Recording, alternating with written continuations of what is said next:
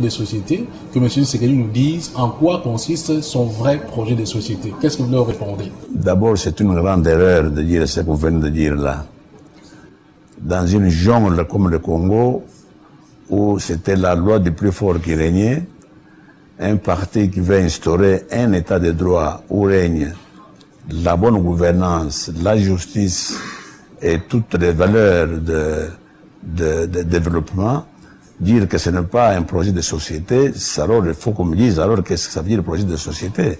Il n'y a pas un projet aussi noble que celui de l'état de droit, parce qu'à partir de maintenant, les générations futures ont un état. Ils savent qu'ils peuvent évoluer dans cet état librement, et si jamais il y a quelque chose, une arrestation ou quoi, c'est toujours conforme à la loi. Tout ça, c'est ça un grand projet de choses. Je ne vois pas ce qui peut dépasser ce projet-là d'un état de droit. C'est parce que justement, ils sont tellement habitués dans cette république bananière qu'ils ont là-bas du Congo, qu'ils ne pensent pas à l'importance d'un état de droit. Voilà pourquoi ils disent quelque chose comme ça. Je crois que c'est peut-être aussi votre devoir de pouvoir bien l'expliquer. C'est-à-dire que, mais cet état de droit va se poser sur quelle base? Par exemple, voilà, du point de vue militaire, du point de vue social, du point de vue économique, quels sont les éléments, les indicateurs qui vont permettre que le commun des mortels puisse comprendre que voilà, M. Tshisekedi en disant que nous voulons instaurer un état de droit, voilà ce que ça signifie. Mais justement, vous venez presque de le dire. Vous parlez de l'économie, des militaires, etc. Jusqu'aujourd'hui, au moment où nous parlons, prenons le cas de notre armée chez nous. Est-ce qu'il y a un statut? On peut vous présenter un statut, théoriquement, toujours pour que l'extérieur dise que le Congo est ceci, le Congo est cela. Mais dans la pratique, qui respecte les statuts de militaires s'il y en a? Vous parlez de l'économie. Est-ce que notre économie est gérée conformément à quelque chose? Vous le savez vous-même. Tout ce qu'on appelle les contrats lyonnais dans les Katanga, c'est quoi? C'est un truc qu'on fait dans l'opacité la plus totale. On dirait une affaire entre personnes qui règlent leurs comptes, qui ne voient pas du tout l'intérêt du pays. Tout ça, c'est quoi? Parce que il n'y a pas de respect de la loi. La base d'un état de droit, c'est le respect de la loi. Il faut commencer par mettre la loi sur pied et conformément à cette loi, commencer à agir. Donc c'est ça l'état de droit. Et la bonne gouvernance, vous savez vous-même comment chez nous les choses sont gérées. C'est une notion qui n'existe pas, dont on ne tient pas compte. La bonne gouvernance est justement dans l'état de droit. Donc dès que l'état de droit est là, les Congolais peuvent se sentir vraiment à l'aise, surtout les hommes d'affaires, n'est-ce pas? Le climat des affaires chez nous est malsain. Vous savez comment il y a des sociétés qui ont investi beaucoup, des sociétés qui ont employé beaucoup de nos compatriotes. D'un matin au soir, on vient leur dire que le contrat est terminé, on a retiré.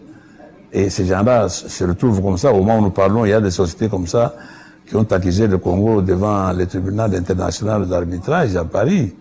Donc tout ça, c'est quoi? Manque de l'état de droit. Un chef se réveille le matin parce qu'il a un réveil, on ne sait pas quoi, il prend une décision. Comme ça, c'est ça la jungle qui a régné au Congo depuis l'indépendance. Ça, je répète que c'est depuis Mobutu que ça existe, ça. Et donc, c'est pour ça que l'île de presse tient absolument à instaurer un état de droit. Celui qui n'a pas compris ça, c'est un homme qui sort d'une certaine anarchie dont il a la culture et ne comprend pas ce que ça veut dire un état de droit. Alors, d'autres se posent la question, M. Tshisekedi, en novembre, si tout va bien pour vous, vous êtes élu président de la République, vous êtes parmi d'autres candidats, ça pourrait être une autre personne, ça pourrait être vous, mais si c'est vous, du point de vue économique, avec tout ce que vous venez de décrire, quelles seront les mesures que vous allez prendre en priorité pour régler la situation? Et des deux, dans cette situation que vous avez décrite, que vous venez de décrire, mais il y a quand même des gens qui se sont servis dans une certaine mesure, même depuis l'époque avant le pouvoir en place actuellement, quelles sont les mesures que vous allez mettre en place? Il y aura chasse aux sorcières? Est-ce qu'il y aura de la justice, par exemple, en ce qui concerne les biens mal acquis? Ou qu'est-ce que vous comptez faire concrètement pour, disons, dans ce volet économique? D'abord, je ne sais pas si vous avez compris l'importance d'un état de droit pour les affaires, donc pour l'économie. Jusqu'ici, les vraies sociétés, les grandes sociétés n'ont pas investi au Congo. Il y en a quelques-unes, mais la plupart, ce sont des mafieux qui viennent faire leur aventure au Congo. Et vous verrez que quand l'état de droit est établi, maintenant qu'il y a garantie pour tout le monde, vous verrez comment presque du monde entier, les gens vont courir pour venir investir au Congo. Ça, c'est déjà très important, ça. Il faut comprendre, avoir ces notions-là pour savoir l'importance de ça. C'est ça la base. C'est ça qu'on appelle le climat des affaires. Donc, une fois ceci fait, l'essentiel est fait. Le reste, ce sont on peut toujours voir comment on organise, selon les domaines qu'on fait. Ça, il n'y a pas un problème à dire d'avance. Et je ne peux pas dire d'avance non plus si il y aura une chasse aux sorcières et tout ça. Ça, ce sont des termes qui me font peur. Il n'y aura pas de chasse aux sorcières dans un état de droit. Mais alors, tout celui qui sait qu'il a contrevenu contre la loi, celui-là sera poursuivi par la justice. Mais ce n'est pas une chasse aux sorcières, c'est la justice, parce que c'est ça l'état de droit. Il faut respecter la loi de la République. Ça, c'est tout le monde. Tout le monde doit se soumettre à la loi. C'est ça que j'ai dit. Il ne faut pas que ce soit les uns qui se soumettent, d'autres qui sont au-dessus de la loi. Justement, comme nous l'avons vu jusqu'ici. La nuance à ce niveau-là. Et ceux qui ont fait les choses avant se soumettront à la nouvelle loi, ou bien pour vous, ça commence à partir du moment où vous êtes au pouvoir, que ceux qui vont contrevenir à la loi, ceux-là seront punis, mais que ceux qui ont fait des méfaits, par exemple, avant, ceux-là, bon, ils sont peut-être épargnés. C'est pourquoi j'ai parlé de la chasse aux sorcières. Mais je crois qu'il faudra à ce moment-là voir d'esprit. Il est important, il y a un événement qui s'est passé chez nous. Comme toujours, comme les Congolais ne sont pas attachés justement à la notion de la loi ou du droit, ils n'ont pas saisi cette notion-là. Nous avons connu en 1992 la conférence nationale souveraine.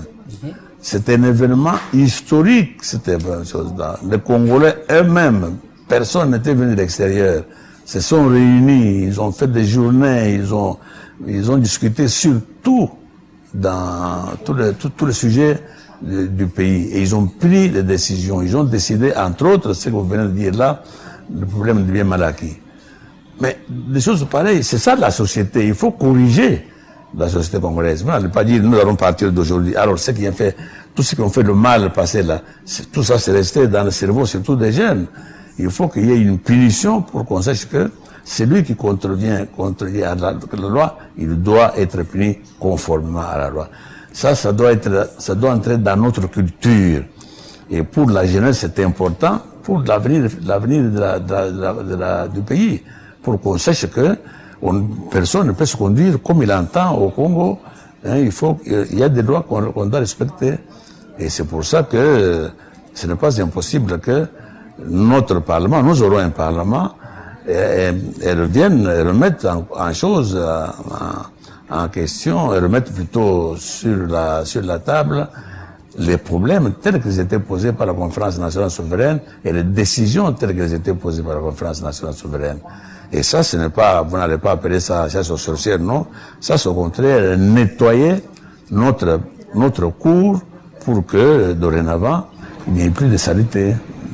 Voilà, donc on retient donc que sur le plan économique, vous avez tout l'état des droits va faire en sorte qu'il y ait un climat des affaires, un bon climat des affaires, et en même temps aussi la loi va s'appliquer même pour les faits qui ont été commis avant votre accession au pouvoir, si jamais Absolument. La population vous accorde le suffrage en novembre prochain. Absolument. Alors maintenant sur le plan sécuritaire, vous êtes président de la République en novembre 2011. Comment comptez-vous justement faire respecter les territoires nationaux congolais et surtout quelle attitude allez-vous adopter vis-à-vis de nos voisins? D'abord, qui dit sécurité pense à l'armée et à la police. Ça, ce sont des priorités de mon programme. On commencera par mettre sur le pied une vraie armée. Vous savez que ça n'existe pas depuis l'indépendance. Une vraie armée n'existe pas depuis l'indépendance. Une vraie police n'existe pas depuis l'indépendance. Donc c'est l'État de droit qui va maintenant instaurer une vraie armée, une vraie police nationale. Ça, il faut d'abord faire ça. Ces deux institutions ont la responsabilité d'assurer la sécurité de biens et de personnes sur l'ensemble du territoire national. Il suffit qu'il y ait cet état de droit et moi à la tête pour que, je crois, tous les malfaiteurs et les mafieux de tous ordres qui sont dans le pays, vous allez entendre, ils vont sortir d'eux-mêmes, ils vont fuir le pays. Ils vont laisser l'ordre au Congo. Donc, de sorte que le désordre qui est chez nous, que nous plaignons chez nous, les viols des femmes à l'Est et tout ça, ça se termine automatiquement dès que mon élection a lieu. Parce qu'on sait que c'est l'ordre maintenant qui va régner au Congo. Tous ceux qui jouaient et qui s'amusaient avant, leur temps aura sonné. Donc, voilà en ce qui concerne la sécurité, voilà le problème numéro un, c'est les deux institutions-là, l'armée et la